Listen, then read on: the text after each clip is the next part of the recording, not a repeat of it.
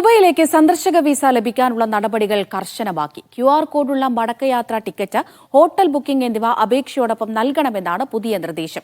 ഈ രേഖകളില്ലാത്ത വിസ അപേക്ഷകൾ നിരസിക്കപ്പെടുകയാണ് എന്ന് ട്രാവൽ രംഗത്തുള്ളവർ പറയുന്നു. വിവിധ ആവശ്യങ്ങൾക്കായി വിസിറ്റ് വിസയിൽ ദുബായിലേക്ക് വരുന്ന നിരവധി പേരെ ഈ മാറ്റം സാരമായി ബാധിക്കും.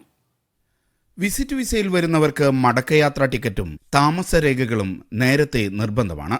പക്ഷേ വിസയ്ക്ക് അപേക്ഷിക്കുന്ന സമയത്ത് തന്നെ ഈ രേഖകൾ സമർപ്പിക്കേണ്ടതില്ലായിരുന്നു.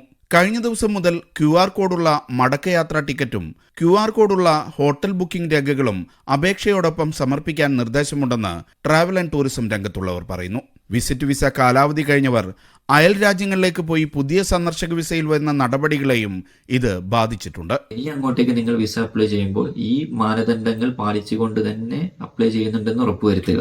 അതോടൊപ്പം തന്നെ UAE നിന്ന് നമ്മളൊക്കെ ഒരുപാട് കേട്ടൊരു കാര്യമാണ് ഒമാൻ പോലെയുള്ള അല്ലെങ്കിൽ ബഹ്റൈൻ പോലെയുള്ള രാജ്യങ്ങളിൽ വിമാനമാർഗവും റോഡ് മാർഗവും അല്ലെങ്കിൽ ബസ് മാർഗവും പോയി വിസ മാറി വരുന്നത്. ഈ ഒരു പ്രോസസ്സിനെയും ഇപ്പോഴുള്ള ഈ ഒരു സ്ട്രിക്റ്റ് മോണിറ്ററിംഗ് വളരെ സാരമായി ബാധിച്ചിട്ടുണ്ട്. അതുമായി ബന്ധപ്പെട്ട ചില അപ്ഡേറ്റുകൾ കഴിഞ്ഞ ദിവസങ്ങളിൽ എയർലൈനുകൾ നമുക്ക് നൽകിയിട്ടുണ്ടായിരുന്നു.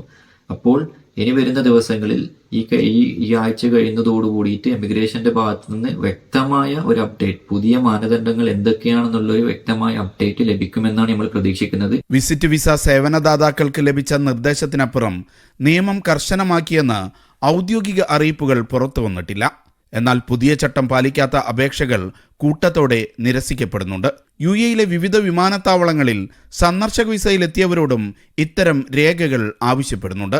രേഖ ഹാജരാക്കാൻ കഴിയാത്തവരിൽ പലർക്കും UAEയിലേക്ക് പ്രവേശനം അനുവദിക്കുന്നില്ലെന്നും റിപ്പോർട്ടുകളുണ്ട്. Media 1 Dubai.